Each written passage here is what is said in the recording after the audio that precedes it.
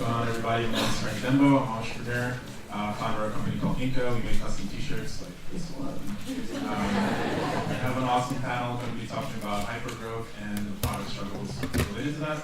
So first to my left is Melody Coe, venture partner at NextView Ventures, C-shaped VC firm in New York. Prior to NextView, Melody was head of product at Blue Apron. At Blue Apron, she joined as the first product hire when the company was 18 months old and had 20 HQ employees.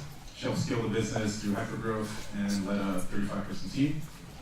Earlier in her career, she had done product at Fab and started a seed-funded wide subscription service. Next, we have Camilla Velasquez, head of product and marketing at Justworks, where she leads the marketing, product, and design teams responsible for building and marketing Justworks' suite of offerings and features. Camilla came to Justworks from Etsy, where she was director of product payments, payment products, and multi-channel sales for over 3 years. Thank you, Camilla. Next is Fabiola Carcamo. We practice that. She's the VP of product at Vroom. She oversees product solutions for Vroom's post-sale product experiences and internal tools that support them.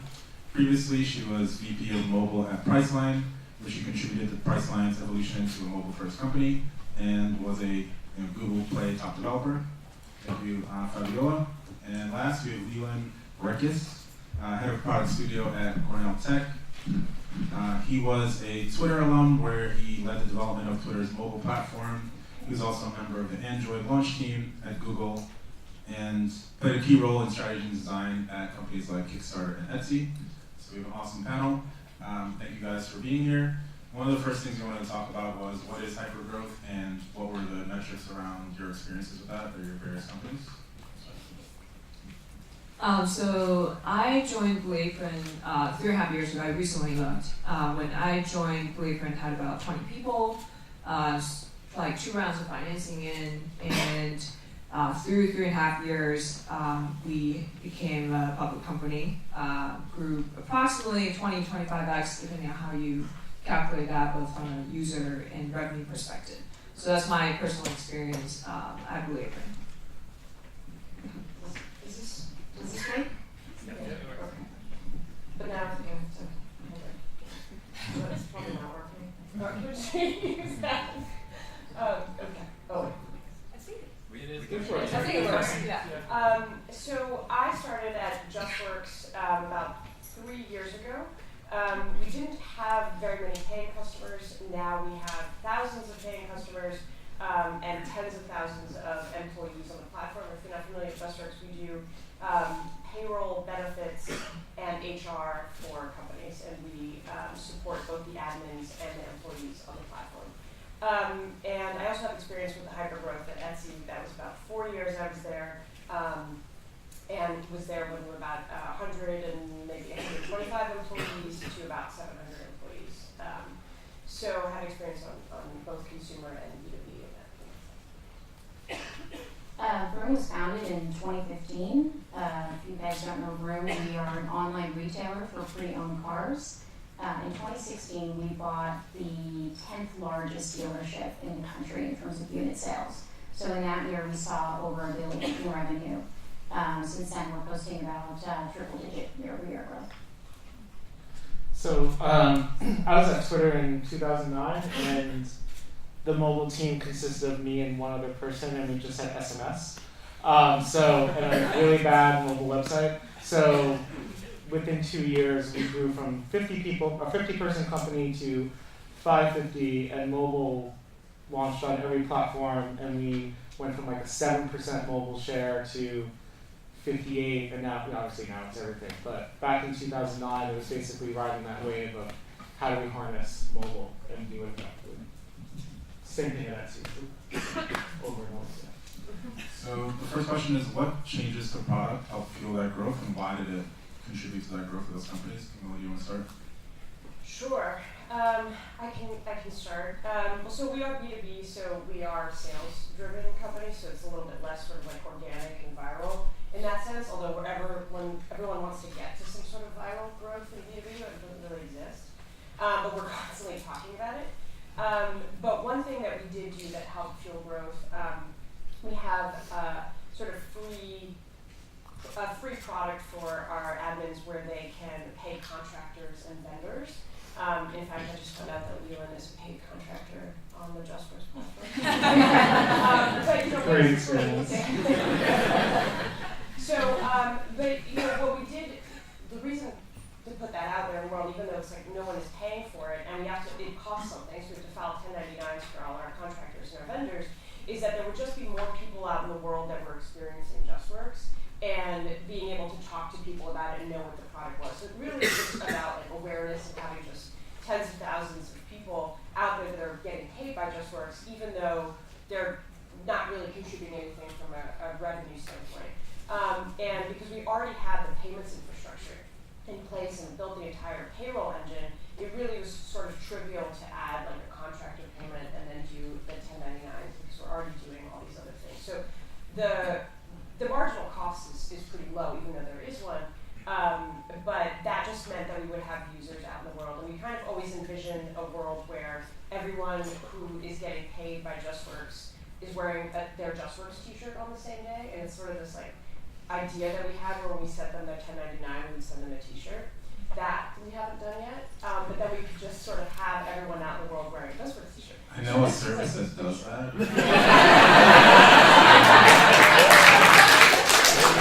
But just to validate Camilla's point, just she's not like speaking bullshit. Like the first thing I said, we've known each other from Etsy, and I was like, "Hey, how's it been going?" I was like, "Oh, I really love how you guys do contractor like 1099s, and I just get paid, and it's so easy." And I get an email from you all the time, and it's actually it was just I was like gushing how well they do it, and she's like, "Oh yeah, it's a growth hack," and I was like, "Of course." I'll ask you something. So. Early days of Blue Apron, one thing that worked really well for the company was a referral program. And Blue Apron, for those who don't know, send pre-measured ingredients so it allowed everybody to cook delicious home-cooked meals. I just had it for lunch before I came here. So food is something that strikes a lot of chords when it comes to emotional satisfaction. And at Blue Apron, they believe that, you know, this is an experience company versus delivering groceries to you. So it's something that's very inherently shareable, and I personally experienced this, and that's how I became a customer in the first place before I started working at Blue Apron. So the referral program allowed our customers to be our advocates early on, and that has really become one of the major channels for us in terms of getting out there and talking to new customers. Obviously, Blue Apron is much larger than, say, 3.5, 4 years ago. So that channel needs continuous reinvention and tweaking. But I would say that's one of those things I've seen that actually worked extraordinarily well for a very, very long period of time. And I think it's really the product market fit when it comes to, with this specific product, that mechanism was really valuable in terms of enabling our customers to be our advocates. Next question is, when have you had to make user compromises to get growth, whether it's unqualified users or making changes to the product in other ways? Fabiola, you want to start? Yeah, sure. I mean, we've made a lot of trade-offs along the way. I think a different way to put a spin on that is we've made product solution trade-offs in order to achieve goal, always keeping the user need in mind. So I'll give you guys a really good example of that. In addition to selling cars, we actually buy cars directly from consumers. And in doing that, we enable a customer to go to the site and get pricing, get an offer price for their car. What they don't see is that behind the scenes, we still require humans to go in, look at photos of their vehicle, inspect vehicle condition, and look at a couple of other attributes to generate a price. So we know that pricing is accurate when a human generates a price, but we know that it's not scalable. As our volume scaled, we simply couldn't keep up with that demand. So we were faced with a very clear signal that there was a need to optimize this workflow UI. But as we started thinking about solutions for this problem, we started tinkering with different ways how we might go about it. And what we did was we spun up a little validation against a pricing API using an algorithm that would generate a price for the customer. And we did a comparison. What was the algorithm price? What was the buyer price? And we actually found that in most instances, it was a match. And so that's where we made a trade-off, and we determined that the user need is still the same. We're still solving for the user need, but we're making a product solution trade-off that gets us the scale that we need at a moment of extreme growth. Have you guys made any changes to the product that explicitly stopped growth because it was the right move for the health of the company, the business? Well, I don't know how many people here work in financial products, but the really fun thing that happens when you experience hypergrowth in financial products is fraud. And you kind of don't really know that it's happening, and then when it does happen, and then you just start like basically hemorrhaging money because there's no way to, when people come to you and say that their bank account's been stolen or something like that, that's just money that's out the door. So we had a situation where we just had to turn something off like in a day, basically, because we realized like even if it happened once, it took you a ton of time to generate that revenue, and like money, you brought in this account, you pay the salesperson, et cetera. Once you see that there's fraud, so for us, those are very real, situations. So anytime you have financial services and all those kinds of and compliance products and things like that. We have to really take it carefully with that kind of stuff. So free products that generate users very quickly, like the one I just mentioned, that was a growth hack. We really have to take a careful eye to certain things to make sure that we weren't getting fraud. So that happens all the time. And I've been in payment products for almost all my time in product, and that has always been one of the top considerations is the fraud piece. I'd say also when your infrastructure doesn't support your growth, you may have to slow down. As I mentioned, we acquired a company that was huge in scale, a large auto dealership, but that was 15 years old. So things that were elegant, that were an end-to-end transactional experience that we loved on the Vroom site when we were independent and small, just didn't scale anymore. When we acquired a company that had their own tech stack, 15 years of tech debt, 2 processes for doing things on the back end. So you can imagine we had to take a step back when we had this beautiful UI that we had to trade off to make some investments in getting the right architecture to rescale. Yeah, I think one thing we run into at both Kickstarter and Etsy, where you have a marketplace or an exchange where you can go the cheap route and get larger in, but then if you start to project that graph of engagement over time, it starts to go down. So at Kickstarter, if we could have done a lot of big tech projects that tend to fail, there's a little bit of a fraud vector there. Additionally, there were big movie projects, and we had to make sure we were balancing that with the huge number of other films that were happening, right? Because you want a ton of creators to have a robust platform on one side of the exchange than just having large number of backers, right? Or at Etsy, you want a large number of sellers and a large number of buyers. You have to look at both sides of the equation, and sometimes people maximize for the wrong side. Yeah, so this question is specifically for Melody to start, and then you guys can jump in. Since you've been on both sides of the table, you see the pressures from the investor side of wanting this hyper growth at all costs, and then being a product person that wants to make something that matters to actual users. If you could go back, like, what would you do differently, knowing kind of all you know now from your experiences? So this is probably something related to what Sarah talked about in the last session. Reflecting back on the 3.5 years at Blue Apron when I started had, by the way, so 20 people, 4 engineers, no product people, no designers, no analytics folks. And when I left, the engineering team was probably 70, 80 people. And this was across things like internal operational software, warehouse management system, that was all built in-house, as well as all the consumer experience. And it's not a traditional e-commerce stack, so we had to build it all on our own because it was flexible ordering, scheduling engine, so to speak, that kind of passed up and down the supply chain. So the reason I want to mention that was because there are a lot of things that we wanted to do through 3.5 years, and every time I think we would want to embark on something, we always ask the engineering team, what is the fastest way we can build this? And we asked for re-estimating, we cut scope, and sound probably pretty familiar for companies that are facing the pressure of growing and capturing market share, and really just, Blue Apron's experience most of the time we're trying to, we're really trying to be, chasing, they're like more in demand than we'll probably be able to fulfill for the most part of the history. So the reason I want to mention that is because I think for product people, whether you're heading a product team or an individual product manager, it is easy to say, oh, of course this is how the business model will look like. 2, 3, 4 years from now. And I think Blue Apron has grown faster than all of our imaginations for people who work there for a long time or for 6 months. That we continue, very recently we continue, started to really reimagine what the business could look like. And that is challenging when you have a technical stack that was very singularly focused to achieve one thing and do one thing really well. For example, the reason that becomes a challenge is Blue Apron, for the most part, most people externally think that is a subscription service, and actually it's not. It's a flexible subscription service, and it's just kind of like e-commerce, right? Because you're either getting a delivery or not getting a delivery. You have complete flexibility of doing so. So historically, the way we approached every engineering challenge is really, hey, how do we do this flexible subscription thing the most effective and efficient way possible, and trying to add on top of that.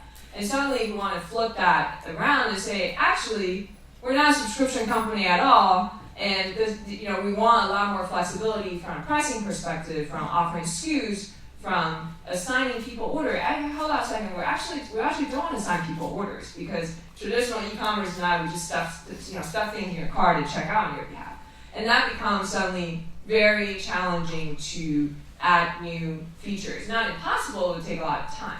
So I think what I want to say here is that I think for product people, you want to put it upon yourself to really ask a lot of hard questions, even though these are like, of course this is how we've always done it, and of course this is how the business will look like a couple years from now. And if you're in a privileged position to actually grow extremely fast to the point that you actually will probably have to look like a different business, then you probably start to get hamstrung because of the previous decision you made to try to do that singular thing very well. I think that at some point, probably the reflection point happened where we want to be slightly more flexible. Obviously, you don't want to just don't build anything, because the other end of the spectrum is like, oh, I want to engineer the perfect platform, and you never get anything done, you don't ship.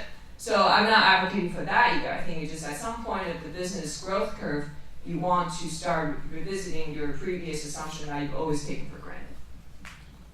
So in those type of scenarios, like, what's your decision-making process when the desires of the product team conflicts with other departments? Leland, do you want to jump in on that? Yes, so that's happened a number of times. I think, I'll talk about one time where it actually was internal engineering, there were engineering teams that battle, which tends to happen. So at Twitter, when we were building the mobile team, I don't know if you guys remember, there was a fail well, and Twitter was incapable of actually sustaining itself. But we knew the world was going mobile, and we had to build a mobile product. So the timeline we were given to do anything was 6 months to a year to get anything done, and we were like, that's not going to happen. We can't make that happen. We will not grow as a team if that happens. The other thing we're running into simultaneously was we had an API, and developers were building things on the API, and people were worried, what's Twitter going to do? And people thought the API was starting to become stale.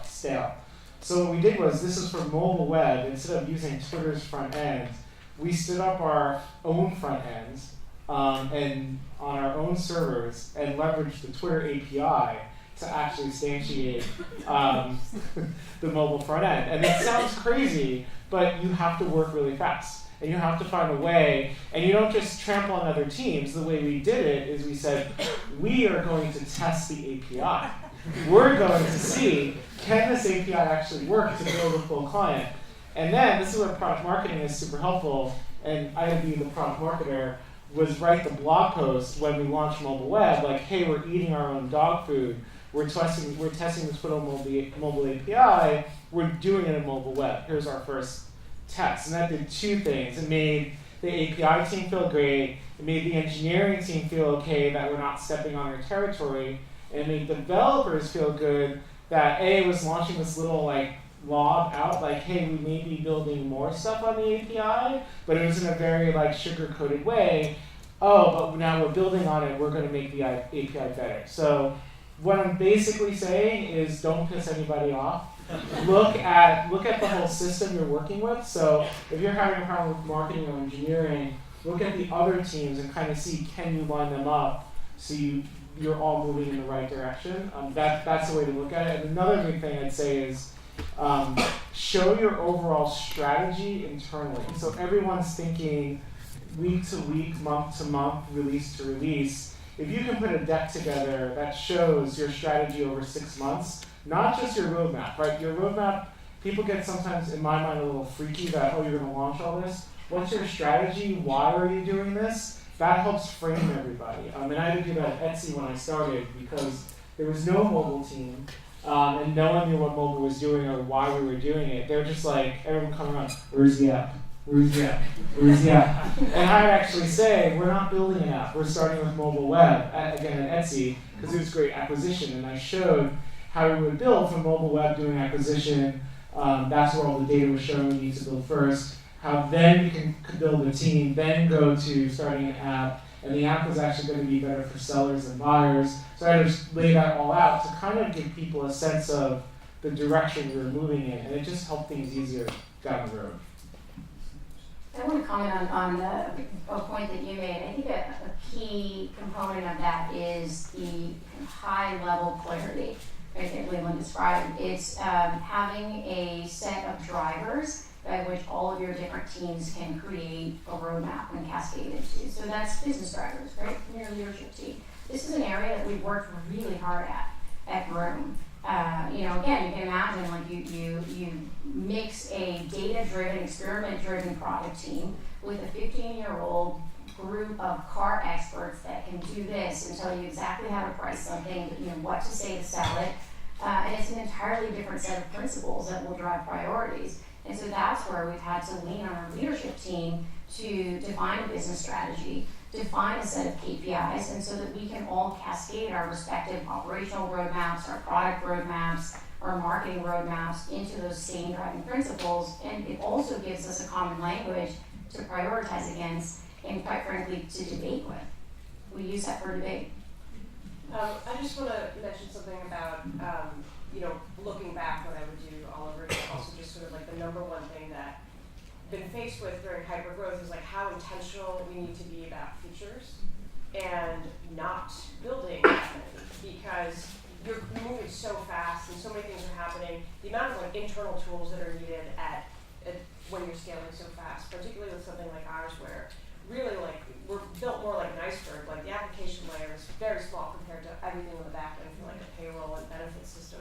So for us, it's like so many people want all these features, and the sales team and the customers want so many features, and these feature requests. We have Slack channels with feature requests. Like we have an email with feature requests. We have a phone line with feature requests. Like there's so many, and everyone's like, when's this coming? When's this coming? And we have to be so deliberate and train people not to expect the features, because I mean, killing things usually feels pretty good, but it doesn't feel that good, because you're going to be killing it like right away. And so we've really had to focus on making sure that every feature we pick is something we really want to support, and doing less is better. And so that's been a big shift in us, in how we do product, and much more thinking about the systems and much more deliberate about features, because everyone thinks, like PMs want to do them, designers want to do them, we do hack weeks to add features, and I have such like a love-hate relationship with these hack weeks, because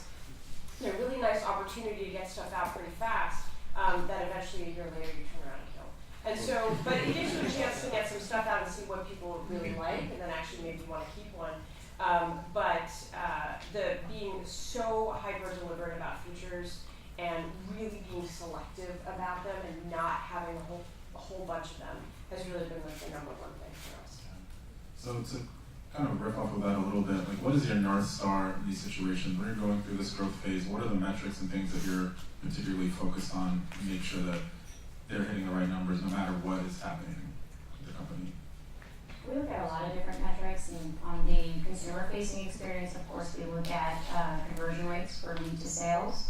We inspect the funnel that makes up that conversion. We cut that funnel by different attribution sources. We pay close attention to our contacts. What are our customers calling about? What are those categories? We codify those categories. And on the throughput side, we pay close attention to measures like speed, cost, quality. So as we guide the business, we of course create dashboards and use those dashboards to serve as a source for trends. So we can look at year over year. What do these metrics look like compared to last year? What do they look like compared to the same day last week? And of course, we'll annotate anything that's an outlier in the data so that as next year, we're looking to see if there was a key event that may have impacted a lot of our data in a particular month, and we're now seeing comps that are irregular against those. We have that annotated. So a very clear example of that is Hurricane Harvey. It impacted just about everything in our acquisition, warranty, phone calls with customers that were coming from Texas.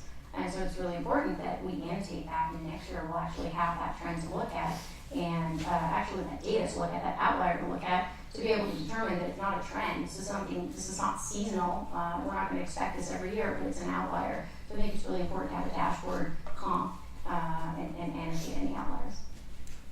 I mean, I think when looking at metrics, or what I think about as a PM is, one is the health of the team, and do we have momentum? So from a just functioning point of view, do we have this like cadence where we can deliver week after week after week and grow as a team? Because without that, you're just going to end up in a bad space, and it's going to take a lot of time to go back and fix that. It's kind of like when you go to the dentist and they say, have you flossed? And you say no, and then it's painful. So floss, and it's the same thing with your team. Make sure that they have this momentum and the team is flossing. That's one side. And then the other thing is on the metrics, make sure the metrics, you have a metric, so you have your like monthly actives and daily actives and user standard, but what is the metric that is meaningful to your goal as a company or your goal as a team?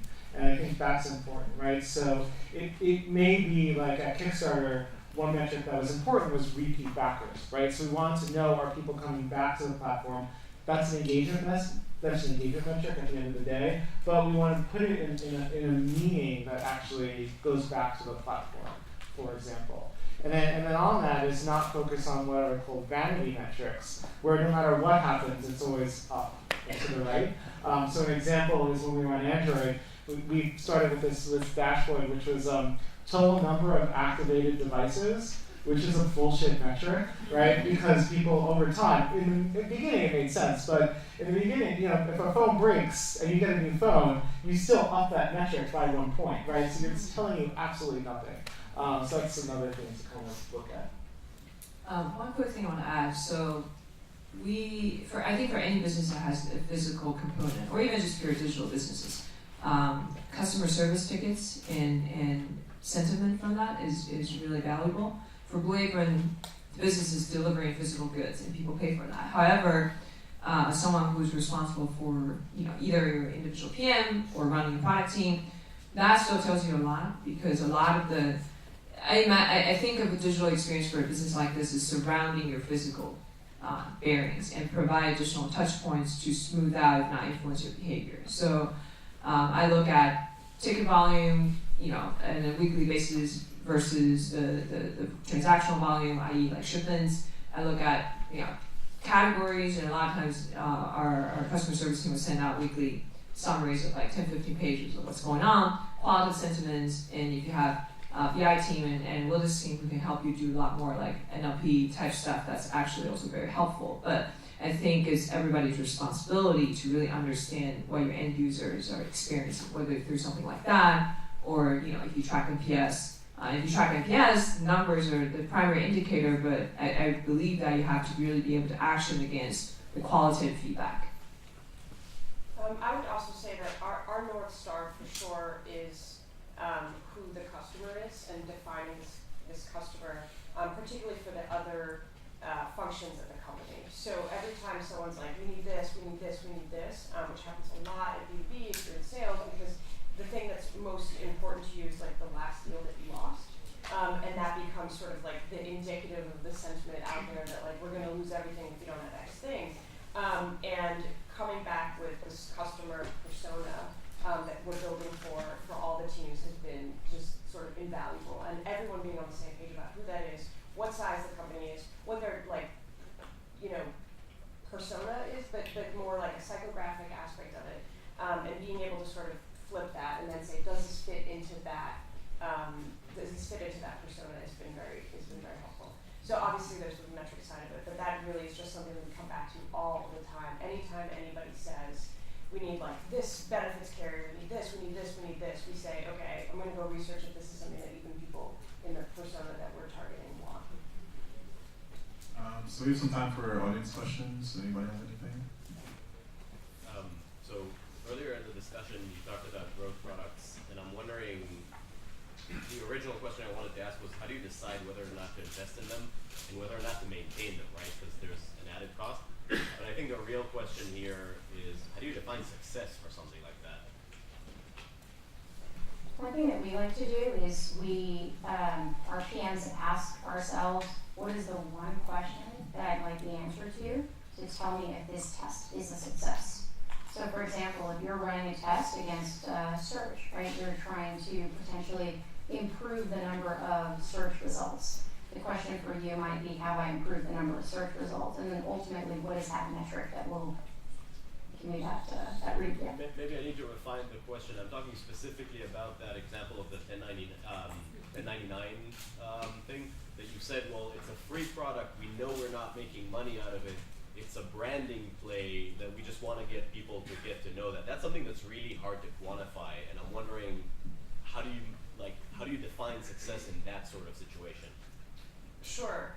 So in that situation, it was like uptake of the product and how many contractors we actually had, but also we found that admins who were using that, so employers who were using that, really, really like it.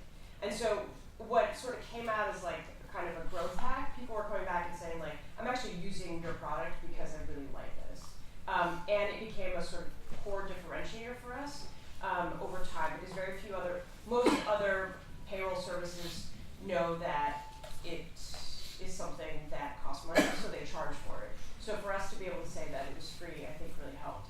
So actually going back and then saying, is this a helpful service, and are people using it, et cetera, then we just decided that we wouldn't kill that, and it was great. And on top of it, just the mental image of that number of contractors wearing t-shirts actually really helped. Some of these sort of like visual metaphors have been like very powerful within the organization too, to just like put a number of people on a screen and then kind of Photoshop a t-shirt on it, like is very powerful. And so from that standpoint, it made sense to keep it.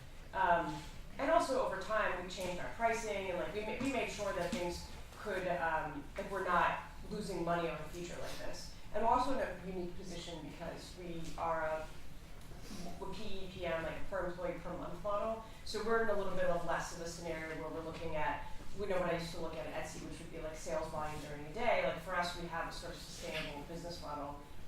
So it's a little bit less like, looking at the pennies every day type of thing.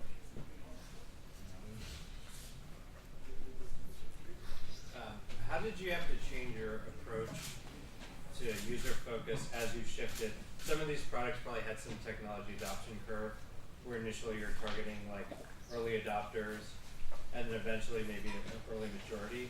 Did you find that your focus had to shift, or the lens that you looked at your users at had to change, and what they valued would change as your companies grew? And how did you sort of change your approach to like thinking about users or the features and things that you put? I mean, I think Twitter had to deal a lot with this, which was it had its early adopters which were super engaged, and they wanted, like, the retweet was a big thing, right?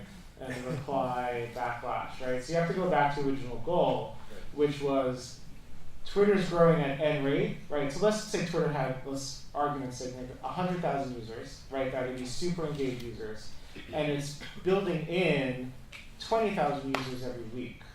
Okay, so when you're now a product team, within 2 months, right, you have 160,000, 8 times 2, is that right? 160,000 new users, right? Now, are they as engaged? Probably not. But have you built features for them to become engaged, like better onboarding, discovering new content on Twitter, that there's content on Twitter, that's what retweet was? You have to start looking at where your numbers going and prioritizing features for that.